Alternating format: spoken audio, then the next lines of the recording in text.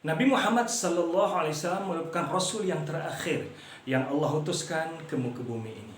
Ramai para rasul yang telah Allah utuskan sebelum Nabi Muhammad sallallahu alaihi wasallam, dan mereka Allah berikan mukjizat dan juga kitab petunjuk pada umat yang mereka pimpin, seperti mana yang dijelaskan oleh Allah SWT dalam surah Al-Hadid ayat 25, walaqad arsalna rusulana bil bayyinati wa anzalna ma'ahumul kitaba wal mizana liyaquman nasu bil qist.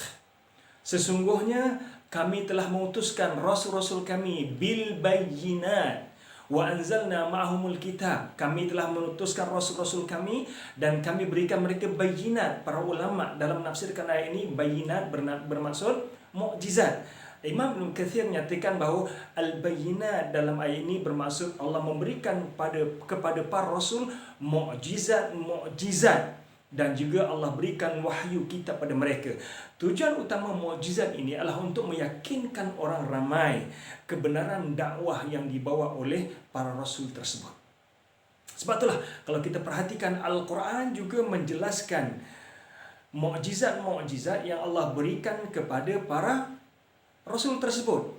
Dan pada kebiasaan, mukjizat ini Allah mampu mencabar kehebatan ilmu semasa. Sebagai contoh, kita lihat mukjizat yang Allah berikan kepada Nabi Musa AS. Zaman Nabi Musa AS, ilmu yang hebat ketika itu ialah ilmu sihir. Namun hebat macam mana ahli sihir Fir'aun tidak dapat mampu untuk melawan kehebatan mukjizat Nabi Musa AS. Sehingga kan tali temali yang dibentuk sebagai ular atau seperti ular oleh ahli sihir mampu dimakan semuanya oleh ular yang bertukar daripada tongkat Nabi Musa AS, menyebabkan seluruh ahli sihir sujud kepada ajaran pada Nabi, sujud pada Allah SWT dan tunduk pada ajaran Nabi Musa AS. Demikian juga tongkat Nabi Musa AS dapat membelah laut. Laut terbelah dua. Hebat macam mana ahli sihir tidak dapat melakukan perkara ini. Kita ambil contoh yang lain. Zaman Nabi Isa AS, ilmu yang hebat ketika itu ialah perubatan. Namun hebat macam mana seorang doktor ketika itu, mereka tidak dapat menghidupkan orang yang telah pun meninggal dunia. Dalam Al-Quran, Allah SWT menjelaskan di antara mukjizat Nabi Isa AS ialah menghidupkan orang yang telah mati. Bible menjelaskan secara detail, walaupun Al-Quran tidak menjelaskan detail bagaimanakah mukjizat Nabi Isa AS menghidupkan orang mati ini. Bible menjelaskan bahawa Nabi Isa menghidupkan teman sepermainan yang bernama Lazarus yang telah meninggal 2 bulan. Demikian juga Jesus menghidupkan seorang remaja yang baru meninggal dunia. So hebat macam mana doktor tidak dapat mengubati ataupun menghidupkan orang yang telah meninggal dunia. Hebat macam mana doktor ketika itu tidak dapat menyembuhkan orang yang sakit sopak. Dan di zaman Nabi Isa AS, orang yang sakit sopak ini mereka menggunakan pakaian khas. Jubah mereka ada serkup di kepala dan mereka jalan membawa loceng. Bagi itu pada orang ramai, sekiranya dia lalu, dia akan bunyikan loceng. Dan orang ramai mendengar loceng ini tahu, orang ini kena sopak, jangan dekat, takut bercangkit. Tapi Nabi Isa AS, dikala mana orang menjauhkan diri daripada orang yang sakit sopak, Nabi Isa AS mendekati mereka, sapu badan mereka dan madan mereka sembuh pada sakit sopak. Menyebabkan berbondong-bondong manusia ketika itu yang melihat mukjizat demi mukjizat yang ditunjukkan oleh Nabi Isa AS, akhirnya memeluk agama yang dibawa oleh Nabi Isa AS. Hebat macam mana doktor ketika itu tidak dapat menghidupkan tanah-tanah yang dibentuk bentuk burung berjanggut. Hebatnya Nabi Isa AS, mukjizat Nabi Isa AS, beliau kepalkan tanah liat, kemudian dia lemparkan terbang seperti burung. Ini di antara contoh mukjizat para anbiya sebelum Nabi Isa, Nabi Muhammad sallallahu alaihi wasallam. Dan nature ataupun tabiat mukjizat ini ialah dapat mencabar kehebatan ilmu semasa. Zaman Nabi Muhammad sallallahu alaihi wasallam, ilmu yang hebat ketika itu ialah ilmu sastra, ilmu bahasa. Jadi kehebatan bahasa Al-Quran tidak dapat ditandingi oleh sastrawan-sastrawan Arab, walaupun mereka ini pakar-pakar bahasa. Bagi mereka yang mendalami, menguasai bahasa Arab, mereka akan dapat melihat kehebatan bahasa Al-Quran. Mereka dapat mengetahui bahawa orang Arab tidak dapat menandingi kehebatan Al-Quran. Satu ketika seorang yang hebat bahasa Arabnya bernama Walid bin Mughirah, bapa pada Khalid bin Walid. Beliau pernah berkata, aku adalah orang yang paling hebat di kalangan kamu sudut bahasa, sudut sastra Arab. Namun setelah aku mendengar Al-Quran, yakinilah Quran bukan tulisan Muhammad. Ini pengakuan Walid bin Mughirah sendiri. Ya, saya ambil contoh tuan-tuan untuk memberikan gambaran.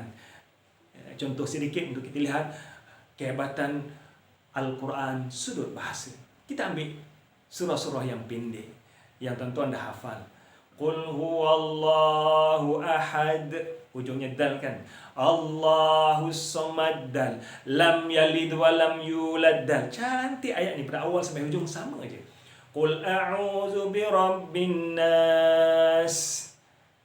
Sin, malikin nas, sin, ilahin nas, sin. Kita lihat surah yang panjang sikit. Qul ya ayyuhal kafirun, nun, la a'budu ma ta'budun, nun. Kita lihat surah yang lebih panjang sikit. Wasyamsi wa duhaha, wasyamsi wa duhaha. Ujungnya alif masrah ataupun ya. Wal qamari idza talaha, ya. Daripada awal sampai akhir ujungnya sama aja. Indah kan? Cantik kan? Kita lihat surah yang lebih panjang sikit. Wadduha ya wal laili idza saja ya ma wadda'aka rabbuka wa ma qala ya, sampai akhir ayatnya sama saja ujungnya. Kita lihat surah yang lebih panjang sikit, surah Ar-Rahman. Ar-Rahmanun 'allamal Qur'anun khalaqal insanun 'allamahul bayanun. Allahu akbar, indahnya bahasa Al-Quran. Kita lihat surah yang lebih panjang sikit, surah An-Najm. Wan najmi idza hawa ya ma dhalla sahibukum wa ma ghawa ya wa ma yantiqu 'anil hawa ya in huwa illa wahyun yuha ya 'allamahu shadidul quwa ya dhu mirratin fastawa ya wa huwa bil ufuqil a'la ya thumma dana fatadalla. Subhanallah, indahnya ayat ini tuan-tuan. Bagi mereka yang dapat memahami bahasa Arab, mereka akan dapat merasai keindahan bahasa ini. Namun demikian, kehebatan orang Arab sudut bahasa tidak dapat menandingi bahasa Al-Quran ketika itu. Sekarang kita berada di abad ke-21. Zaman ini ilmu yang hebat ialah ilmu sains. Dan Al-Quran merupakan mukjizat yang berterusan hingga hari kiamat. Oleh itu, saya penuh yakin mukjizat Al-Quran dapat menandingi kehebatan. Mukjizat Al-Quran dapat menandingi kehebatan ataupun kemajuan sains. Dan ini dijelaskan oleh Allah SWT bahawa mukjizat Al-Quran akan terus tersingkap.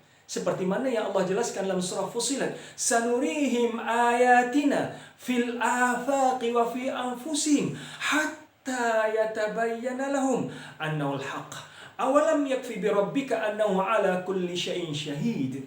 Sanurihim ayatina, kami akan terus pertontonkan pada mereka tanda-tanda ayat kami ataupun mukjizat Al-Quran pada mereka semua. Fi anfusim, fil afaq wa fi anfusim, pada alam maya ini dan pada diri manusia sendiri. Hatta yatabayyana lahum, hingga menjadi dalil dan bukti pada mereka annahul haq, bahawa benar Quran itu datang pada Allah SWT. Awalam yakfi bi rabbika annahu ala kulli syai'in syahid. Wahai manusia, tidak cukupkah segala penemuan-penemuan ini menjadi dalil dan bukti bahawa benarnya Quran itu datang pada Allah SWT. Perkataan sanurihim ayatina diperkatakan ro'a yara, pastinya ro'a, present tense yara. Nuri, kami pertontonkan. Bila ditambah perkataan sin, huruf sin di hadapan, ia bukan hanya bermaksud present tense. Kita tidak ada grammar seperti ini dalam bahasa Melayu. Tetapi kita boleh lihat dalam bahasa Inggeris, sanurihim bermaksud present continuous tense. Currently is happening. Dan dia akan berterusan. Maksudnya Allah telah tunjukkan mukjizat-mukjizat Al-Quran. Dan mukjizat Al-Quran akan terus disingkap daripada semasa ke semasa. Membuktikan benarnya Quran ini sebagai wahyu Allah SWT. Dan mukjizat Al-Quran akan terus tersingkap tidak akan terhenti hinggalah berlaku kiamat sebagai bukti bahawa Quran datangnya pada Allah SWT. Lalu Allah bertanya, wahai manusia, tidak cukupkah segala tanda-tanda ini menjadi bukti tentang kebenaran Quran datangnya daripada Allah Subhanahu wa taala?